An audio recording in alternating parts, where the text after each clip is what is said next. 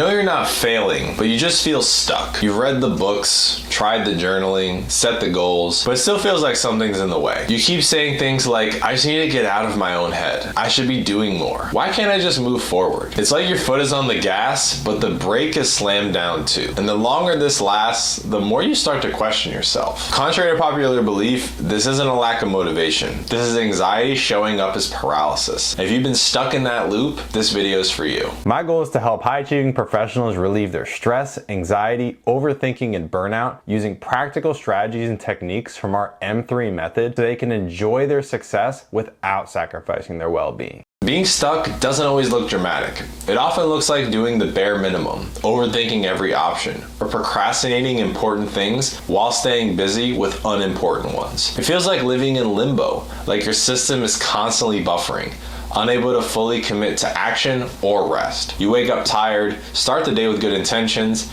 and still feel like you didn't do enough. The deeper reason is your nervous system is playing tug of war between fear and forward motion. Anxiety tells your brain that change equals risk. So even when you want to take a step forward, your body resists. Not because it's wrong, but because it doesn't feel safe. And most of the time, this is invisible. You're productive enough to keep going. No one else sees the struggle. But inside, you're drained from spinning your wheels. You try to logic your way out of it. But logic doesn't override survival. And as the days blur together, you start wondering, is this just who I am now? In this video, we're gonna unpack why smart, capable people end up feeling stuck, how anxiety disguises itself as hesitation or confusion, why pushing harder makes it worse, and 6 key shifts to help you break out of freeze mode and finally feel like yourself again. Because getting unstuck isn't about doing more, it's about shifting how safe your system feels in the face of change. If you're a high-achieving professional that's struggling with stress, anxiety, and overthinking, I created a free gift just for you. My stress-free success guide gives you 5 simple science-backed strategies to calm your mind, reduce your stress, and regain control of your emotions so you can focus on what truly matters. These are practical, fast-acting techniques that fit seamlessly into your life and help you stay productive without suffering from mental and emotional roadblocks. Click the link in the description to grab your copy and start taking control of your mental and emotional health today. The worst part of being stuck isn't just the inaction, it's the identity erosion. You used to trust yourself. You used to be decisive, clear, grounded, but now you doubt every decision. You overanalyze simple things. You ask for feedback, second guess it, and still feel unsure. Opportunities start to feel like threats. Rest feels like guilt. And progress, that just feels out of reach. You hold back from going after what you want. You delay conversations you need to have. You wait for clarity, energy, motivation, but they end up never coming. And because you're functional on the outside, most people just don't get it. They'll tell you to take action, make a decision, push through. But that pressure only tightens the grip of anxiety. You start shrinking, avoiding, distrusting yourself. And that makes the loop even harder to break. Because when you don't understand what's really keeping you stuck, you end up blaming yourself for something that isn't your fault. I worked with a mechanical engineer. For the sake of video, we'll call him Lucas. He had all the skills, the ideas, the work ethic, but for 6 months, he felt like he was just treading water. He told me, I keep making plans, but I just can't seem to follow through. When we dug into it, the issue, of course, wasn't laziness or lack of clarity. It was fear of doing it wrong. He'd internalized the idea that mistakes weren't safe. So his system froze anytime a decision needed to be made. Once we helped his nervous system feel safer with uncertainty, that fog lifted.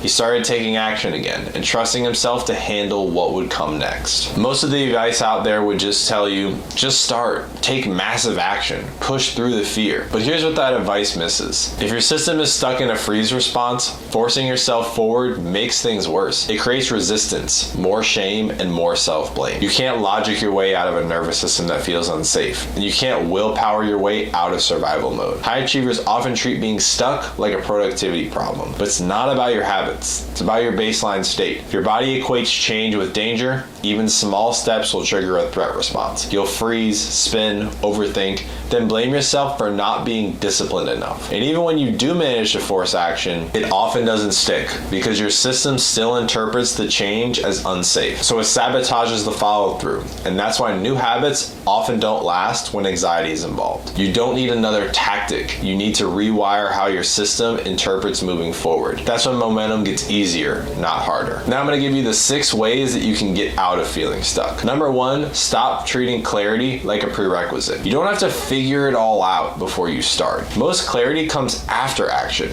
not before it. Your nervous system needs to experience safe action to build trust. When your system feels safe enough to explore without perfect certainty, forward motion becomes a source of discovery and not pressure, and your brain stops waiting for the perfect plan. Number 2, use micro commitments to bypass fear. Big goals trigger big resistance. So shrink the task. 1 sentence, 1 email, 1 minute.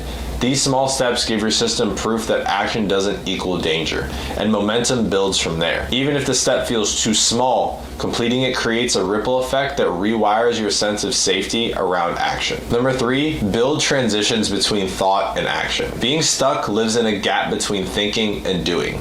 Create rituals that help shift your state. A certain playlist, movement, breathwork, something that signals that it's safe to move from analysis to execution. These consistent cues build trust and make the shift into action feel smoother and less threatening to your system. Normalize discomfort without interpreting it as danger.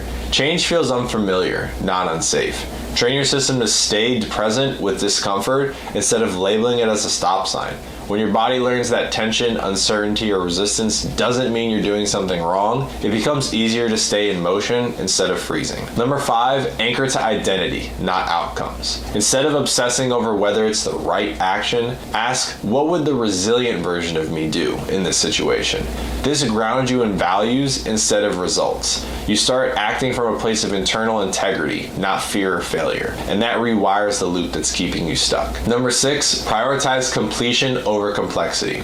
Perfection feeds paralysis. Practice doing things at 80% and finishing. Completion creates momentum, and momentum restores trust. And trust rewires what your system believes is possible. When you prove to yourself that things don't need to be perfect to be done and done well, being stuck starts to fade. If you feel stuck, it doesn't mean that you're lazy or incapable. It just means that your nervous system is working overtime to keep you safe, even if the threat isn't real. But the good news is you don't have to stay frozen, and with the right shifts, you can build safety with change. You can trust yourself again, and you can move forward without fear. If you enjoyed this video, click like, subscribe, and I'll see you in the next one.